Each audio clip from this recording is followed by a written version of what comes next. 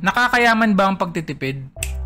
Alamin natin. Kung pagtitipid lang ang usapan, ako na yan. Wow! Sanay ako mag-budget. Hindi ako bumibili pag hindi kailangan. At pagkakain kami sa restaurant, una kong tinitingnan sa menu yung nasa kanan. Naalala ko minsan kumain kami sa isang Chinese restaurant. Okay yung lugar, maganda. Tapos masarap din naman yung pagkain. Nagustuhan ko yung mixed vegetables, merong itlog ng pogo. Hindi ko ganun type yung kanilang bat soup. Yung seafoods, fresh na fresh daw yun. Galing daw sa West Philippine Sea. Ang pinaka nagustuhan ko talaga yung Peking duck, Peking shoe, tsaka Peking bag. Alam nyo naman ang Chinese, di ba? Mga magagaling sa Peking. Yan ang tinatangkilik natin mga made in China. Kasi gusto natin yung magtipid.